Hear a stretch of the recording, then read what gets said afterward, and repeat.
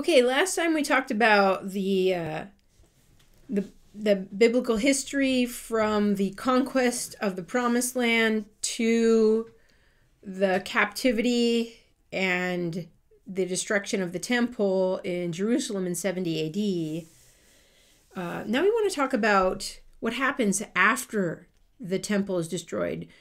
Jewish people go to different parts of the world, and some are persecuted, some find a home. Jews go to Spain and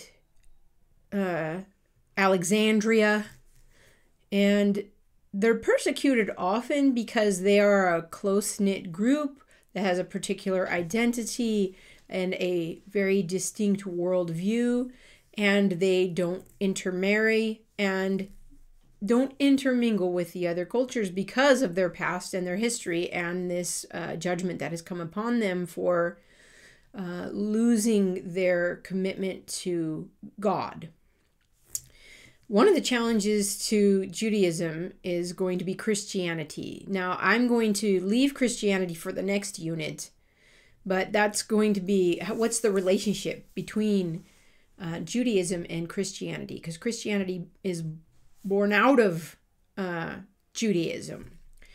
The difference between the two is that Christianity is going to claim that Jesus is the Messiah. The Messiah, the one that was promised, has come. Judaism's going to say, no, Jesus is not the Messiah. The Messiah has not yet come, or they're going to change the concept of the Messiah. Now let's talk about Judaism in the modern world. The modern world starts, let's say, around 1650 in the West, and the modern world has wars of religion. One of the things that happens in the wars of religion is that nations are beginning to identify as particular religions, like France is Catholic, Spain is Catholic, Germany is Lutheran, Protestant, England is sometimes Catholic, sometimes Protestant, eventually the Church of England. What happens to the Jews in these lands? There has been conflict between Christians and Jews. Sometimes the Jews are expelled from the land. They're expelled from Spain when Spain wants to become more consciously Catholic. So they have been persecuted by Christians in the past. And Jews don't accept Christians. If you convert from Judaism to Christianity, then you're considered dead. You're considered not alive to us anymore. You're cut off. So there's tension and conflict there. And in the modern world, there's conflict between Catholics and Protestants and Protestants and Protestants. So there's wars of religion.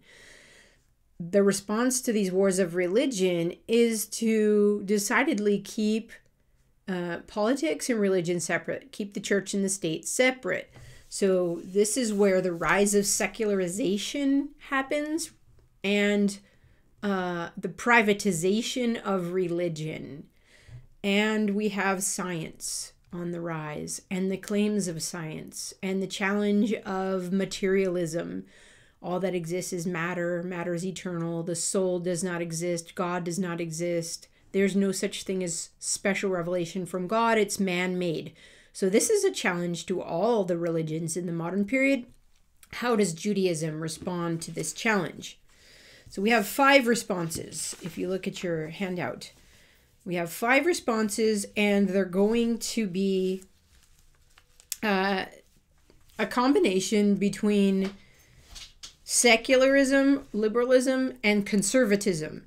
So you can think of a spectrum. Let's say on the right is conservative, on the left is liberal. They're going to have different points on this spectrum, okay? So here we have listed Reformed, Orthodox, Conservative, Reconstruction, and Hasidic. 5 responses to the modern world. So let's talk about Reformed Judaism first. Reformed Judaism is going to be rationalistic. So part of the modern period is the Enlightenment and Rationalism, that we know things through experience and reason and logic. So we should also apply that to religion, says the modern period. So it's rationalistic, coming out of the Enlightenment of the modern period. It starts around the 19th century, and what Reform Judaism is going to do is set aside tradition. Set aside those things that are not scientific. Okay, that's one response. So notice it's a little more liberal. The second response is Orthodox Judaism, and they're going to put an emphasis on tradition. So notice it's a little bit the opposite.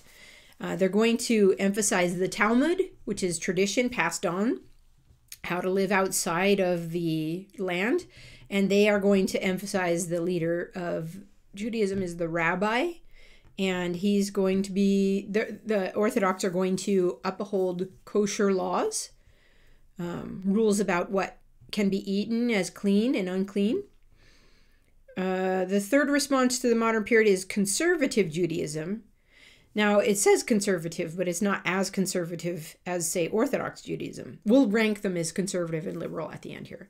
So conservative Judaism is going to have some tradition, some reform. It's like halfway between Reformed and Orthodox. So it's maybe in the middle of the spectrum. Then we have Reconstruction Judaism, which is very much secular and sociological, meaning the history of Judaism is what makes Judaism Judaism. It's not the scriptures, it's not redemptive, it's the people. So the focus on Reconstruction Judaism is the people, the history of the people, the sociology of a group rather than on religion. So it's very secular Judaism. And then the last response is Hasidic Judaism. And Hasidic Judaism has a mystical element, an experiential element, where the rabbi is said to be in direct communion with God, and he gets revelations from God. So in some sense, it's very, very conservative, but it's not Talmudic. It's not based on tradition, because there's new revelations from God now. So let's rank these in terms of, let's say conservative here and liberal here. It's hard to get this in the camera here. All right, so conservative, most conservative is Hasidic, and then the next is Orthodox, then conservative, then Reformed, then Reconstruction is the most liberal. All right, so those are 5 responses of Judaism to the modern world. So notice there's different ways of being Jewish. Now, one of the most devastating things that has happened to the Jewish people is the Holocaust. And the Holocaust is almost something we have a difficulty imagining and talking about. Millions were killed by the Nazis. Now, some people will say that the Holocaust is the end result of Western philosophy, Western secular philosophy. So when you take the ideas of the modern world and play them out, particularly the will to power, when you play them out, logically, it ends in the Holocaust. I'll let you think about that. I think there may be something to that. It has to do with giving up reason and relying on the will and the powerful and elevating some groups as more human than others and using power to control and kill. So this is definitely something we're still working through and having to deal with as humanity. But how do the Jews respond to the Holocaust? There have been 2 major responses. The first is silence. Where is God? How do you imagine God after the Holocaust? They can't make sense of it. This is one response. Silence. The silence of God. The other is never again. And never again is we will never let another group have that kind of domination over us again. And so the response has been in the nation of Israel. In 1948, Israel was created as a state again, and many Jews went back to Israel. And there's now fighting between the Israelis and the Palestinians that goes all the way back to the original conquest of the land, the Promised Land. That conquest of the land is still being played out now. So the Palestinians and the Jews are fighting over that land today, but the Jews have decided to arm themselves and protect themselves militarily. So that's one response. Never again, we will fight, and we will be strong. So the two responses to the Holocaust and the return of the Israelites to the land in 1948 after World War II is settled. Now, that's still a hot spot today. The last thing I want to talk about is the crisis of identity. Who is a Jew is a question that's often asked. Some people say it depends on your mother's bloodline. Some people say, well, you can convert to Judaism. Anybody can be a Jew if you convert. One of my professors said, anyone who argues about who is a Jew is a Jew. So I'll let you think about that. What we want to do from here is transition from Judaism to talking about Christianity, which has roots in Judaism. So I will pause here. We talked about Judaism in the modern world today. In the next unit, we're going to go back in time to the Roman Empire, actually even before that, to the time of Hellenization and Judaism's response to Hellenization, and see the Jewish groups that are around at the time of the expectation of the coming of the Messiah. Because many people were waiting for the Messiah. Remember, I mentioned in the book of Daniel, there are these prophecies about the one to come, when the Messiah will come. And it's 400 years after the return to Babylon. So remember, we have these empires.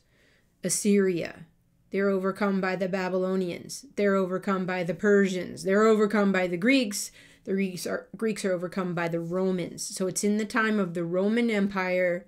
What are the Jews doing? What are they experiencing? What are they expecting? And what about the Messiah that Daniel was predicting? Okay, I'm going to pause here, and next time we begin Christianity.